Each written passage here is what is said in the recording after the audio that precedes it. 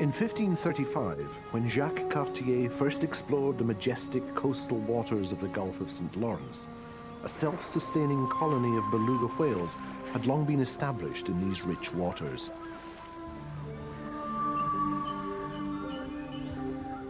But now they're down to a few hundred, and like so many other species the world over, the very survival of these appealing marine mammals is in the balance. But thanks to the hard work of researchers like Robert Michaud, the scales are being tipped in favor of these, the St. Lawrence great white whales.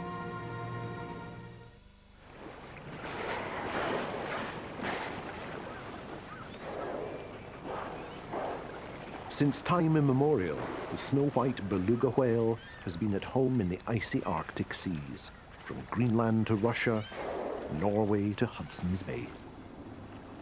But as the Ice Age waned and the glaciers crumbled into the oceans, an adventurous group of belugas steered south, looking for pastures new.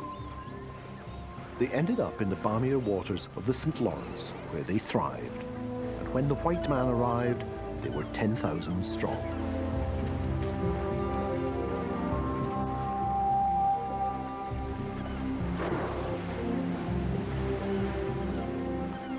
Belugas get their name from the Russian word for white. As whales go, they're on the small side, at most 15 feet in length and weighing perhaps a little over a ton, of which half is accounted for by blubber. Belugas, in common with porpoises and dolphins, are in the egghead class, the protruding forehead or melon their most prominent feature. And chiropractors will be fascinated to know that it's the only whale with a flexible neck which allows them to turn their head from side to side. Their flippers are used for steering, while their wide tail fin drives them forward on a course mapped out using a highly developed navigation system. But perhaps the beluga's most endearing characteristic is its perpetual smile.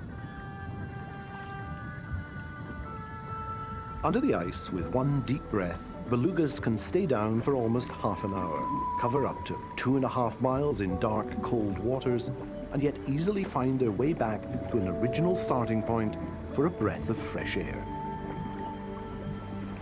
Since 1984, Robert Michaud and his colleagues have been patrolling the St. Lawrence in an effort to understand the beluga's amazing ability to adapt to the icy waters of this northern seaway.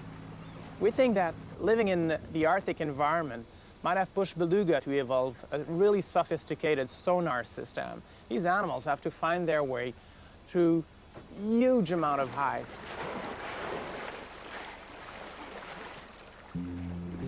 Finding their way through the vast sea ice is critical for the beluga's survival. The exact science of how their sonar works is not fully understood, but the large melon acts like a satellite dish that changes shape and focuses the beluga's radar waves, which build up a mental picture of its surroundings.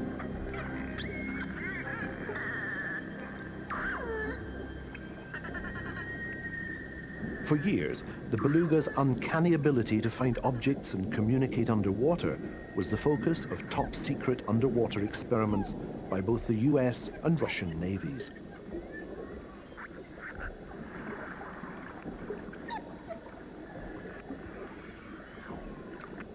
Belugas are the most vocal of all marine mammals, producing sounds underwater and on the surface.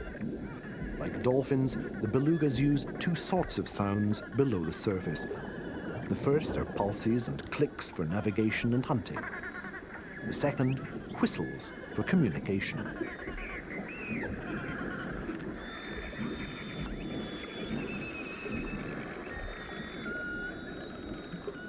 Yet, if we could truly decipher what the St. Lawrence belugas were saying, we would quickly come to realize how far the industrialized world is responsible for putting their very existence in jeopardy.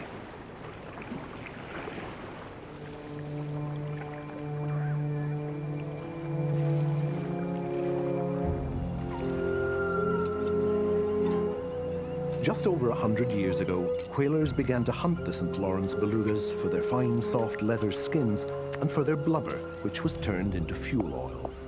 Then this century, local fishermen began to blame the belugas for declining cod and salmon catches. A campaign ensued to eliminate this, the rampant fish destroyer. The Canadian government, in its wisdom, put a hefty bounty on the tail of every hapless beluga. In 1929, the Canadian Air Force even used the belugas for bombing practice, in a continuing effort to eliminate this menace from the waters of the St. Lawrence. And they were almost successful. Numbers stood at a mere 1,000 when the fishermen finally admitted that cod and salmon weren't even particularly favored by the belugas. It had all been a big mistake. But over the last half-century, the threat of extinction has become ever more real. Tons and tons of chemical waste have been relentlessly poured into the St. Lawrence every day. The price has been high. Numbers have fallen to less than 500, and in 1983, the St. Lawrence beluga was declared endangered. Where aerial attacks had failed, industrial pollution had been victorious. The story of beluga tell us exactly a precise picture of what this careless behavior could be doing to beings living in this environment. Beluga live in the St. Lawrence 365 days a year. So their problems of contamination comes from this one place.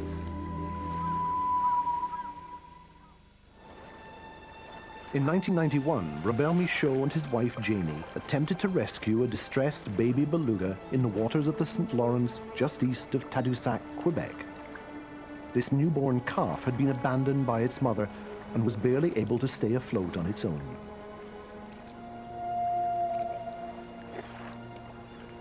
Michaud knew it was unusual for a beluga mother to abandon her newborn. He speculated that since the calf still had its umbilical cord attached, its mother may have died giving birth. He and Janie force-fed the calf with a mixture of glucose, electrolytes, and antibiotics. But the baby beluga was not responding to their treatment. Robert and Janie finally removed it from the water and had it flown to the nearest aquarium in an attempt to save it.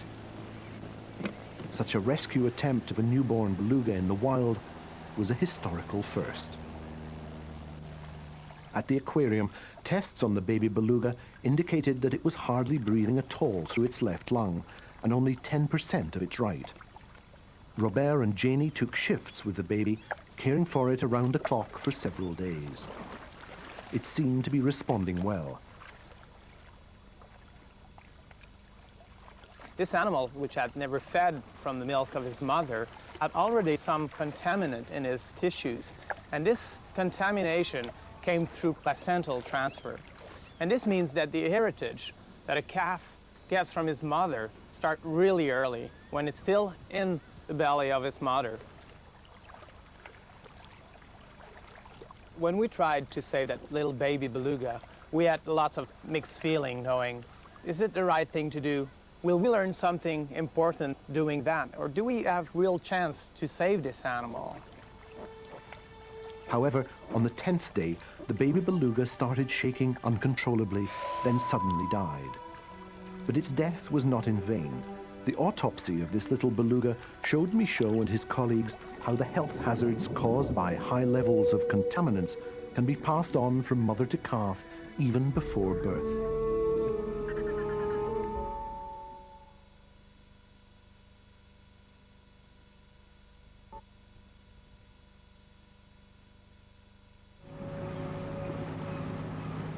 As Michaud got to know more and more of the whales, almost by name, he became increasingly passionate about saving the animals and their habitat. Spending more than 500 hours every summer with beluga, I got the feeling that these animals had temperament. These animals have specific characteristics, each and every one of them. And there's over 100 beluga that we kind of know somehow how they are, where they live, with who they are living. So studying the beluga using their natural marking, trying to put names on their figure, really got me into that study. Michaud works with a small non-profit organization known as GREM, the Group for Research and Education on Marine Mammals. The Modern Research Center at Tadoussac welcomes the public who come to learn about the marine mammals of the St. Lawrence Seaway. Here, Michaud and his colleagues have a chance to spark people's interest in the numerous species that use the St. Lawrence estuary for their summer feeding. The high food potential of the waters contribute to a wide variety of marine life. Sightings of the larger fin whales and minke whales are common. In fact, there are so many minke whales in the estuary every summer that it's become known as the Minke Way. These waters are the perfect breeding grounds for the millions of capelin, herring and krill that make up the principal diet of the whale species, a veritable summer larder where the beluga families congregate, attracted by the rich pickings that nourish them throughout the year.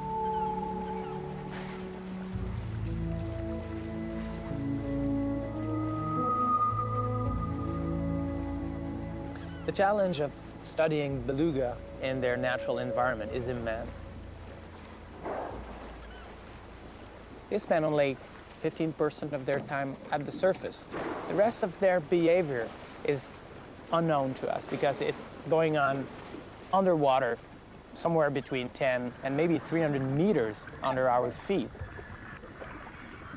All research on marine mammals suffers from the same problem. Robert compares it to trying to study lions in the Serengeti in a thick fog, only being able to see an odd tail stick up from time to time. But the researchers soldier on. Patience is the hallmark of the profession. Photo identification allows them to determine who's who and which whales make up the different pods or groups. Each individual whale has recognizable natural markings or scars that result from all too close shaves with boat propellers or bites from sharks or even other belugas. This inventory of each animal's visual characteristics allows easier tracking and is beginning to throw light on the social life of this elusive mammal. Even so, there's still a lot of guesswork as well as comparison with the behavior of other whale species in an attempt to understand the very secret world of beluga relationships. We're only starting to study the social organization of belugas, and there's a lot of questions that are still unanswered. For example, what is the contribution of individual males to reproduction? Is one male dominating the reproductive activity in one area? We don't think so. Michaud and his colleagues have learned enough about the beluga population to tell them that their efforts are paying off. The good news is that the numbers are fractionally up. As they become adults, the young belugas change from light grey to pure white in colour. And Robert Michaud can't help but be thrilled by so many little grey bodies here in the St. Lawrence. This is the clearest evidence yet that the local belugas are indeed making a comeback. I've just seen 210. It's not a beautiful name, but it's its code name. 210 have a dot and a deep line under its dorsal ridge on the left side. 210 has been on Michaud's visitors list for several years. He thinks she's a female, partly based on the fact that she's being accompanied by two other adults and two grey immature whales, one about 1 year old, the other just newborn. A female beluga usually has her first calf at around 5 or 6 years of age. Then she can give birth every 3 years until she reaches her mid-20s, after which offspring become less common. It's almost impossible to see the birth of a beluga in the wild, but here at the Vancouver Aquarium, Aurora is nearing the end of a 14-month pregnancy. The young will weigh anything from 60 to 80 kilos and are born between May and September, with a peak in July to coincide with warmer water temperatures.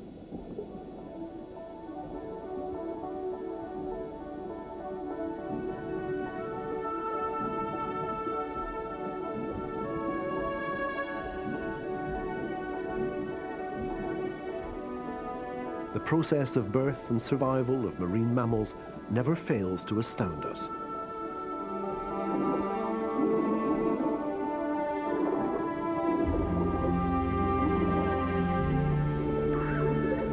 The instinct of a baby to immediately head for the surface for its first breath is little short of miraculous.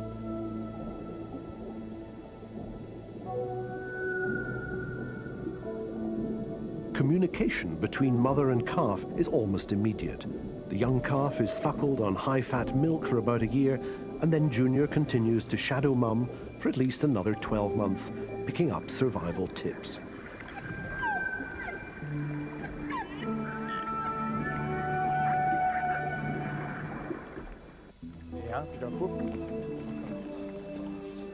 This morning, Robert Michaud sets off in the research boat to find a resident group of belugas.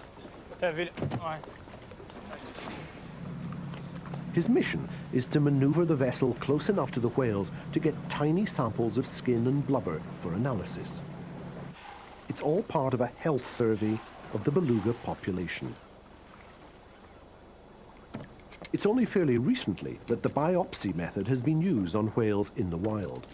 Before that, you either did a post-mortem on a dead whale or killed a live one and studied the carcass. The idea is to get really small pieces of the skin of the animal, and we're talking about milligrams of skin. That comes with also a little parts of blubber, which is the fat reserve of the whale. And extracting these parts of the animal give us access to a wealth of information. We're disturbing the animal a little bit, but we're gaining so much important, crucial information doing that. The results of Robert's William Tell research are telling us that something is drastically wrong with the waters of this estuary. This little piece of skin and little piece of blubber are telling us a lot of the contamination, but also on the social structure and the life of this animal.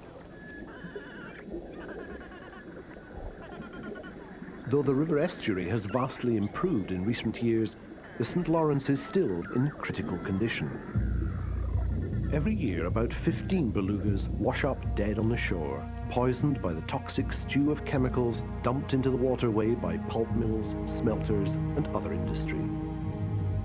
Michaud's biopsy research confirms that the whales at the top of the food chain are suffering from heavy concentrations of powerful carcinogens, not to mention mercury and lead.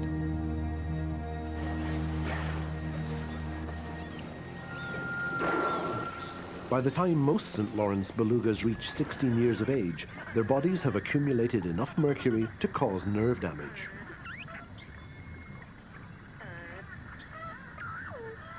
Our population is increasing, and if we want to continue to share this little planet with other animals, we'll have to be considering their needs in all and every of our actions.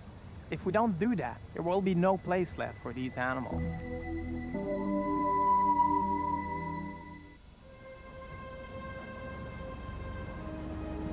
In 1984, Greenpeace launched one of its biggest campaigns.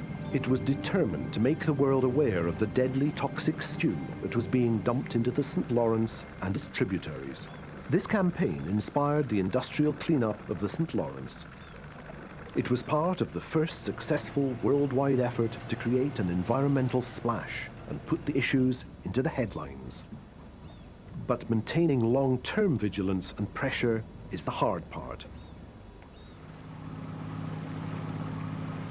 Robert Michaud and his colleagues at GREM have remained on the front line of this battle. In 1996, with the help of the World Wildlife Fund and the Canadian Department of Fisheries and Oceans, they implemented the first recovery plan for a marine mammal species in Canada. And in this recovery plan, we tried to list all and every threat that might be preventing this population to recover. Through this recovery plan, these activists actually succeeded in getting the local paper mill and aluminum smelter to drastically reduce their atmospheric pollution and emission of toxic chemicals into the river system. And that is good news. We have not lost beluga in the St. Lawrence, and there's maybe even signs that this population will recover from overexploitation and chronic exposure to contaminants. The local campaign to encourage an environmental cleanup was successful partly because of the Western world's growing love affair with virtually all the whale species and the enormous rise of a new Sunday afternoon pastime, whale watching. I strongly believe that the whale watching activity is something great. Getting people out there to look at whale is probably one of the best ways to interest people. And we need to develop ways of doing whale watching that won't interfere with their own activity. Michaud also encourages whale watching because he sees it as a preferable alternative to viewing whales in captivity.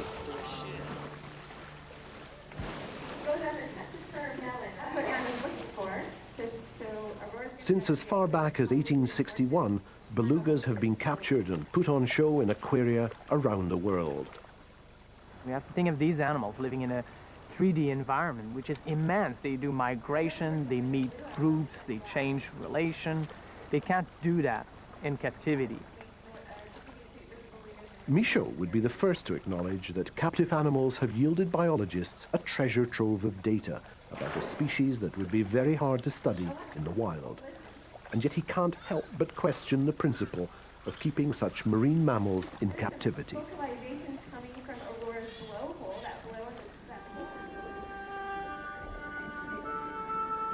Old sailors used to call belugas the sea canary. They were probably hearing the whistles of the beluga through the hull of their boat, and this is quite astonishing, and it is really powerful. But today, there's something ironic about calling belugas sea canaries. Coal miners once carried real canaries with them to warn of a buildup of deadly methane. If the canary fainted, it was time to shut down the mine and get out. We might start to worry about our environment when these animals are feeling bad. But we don't have the choice of leaving our environment. Our only choice is to act on this environment and to change things. And that is exactly what Robert Michaud has been doing with considerable success. But to him, there was no choice in the matter. So the story of beluga is telling us something really important, is that our little world is small after all. And we have to be careful, we have to be cautious with all of our actions because they could have an impact on other beings with whom we live on this planet. Thanks to Michaud and his colleagues, the world now knows and cheers them on. And if we, as the dominant species, can continue to be conscious of the needs of those who share our planet, the St. Lawrence belugas will continue to charm us with their smiles for a long time to come.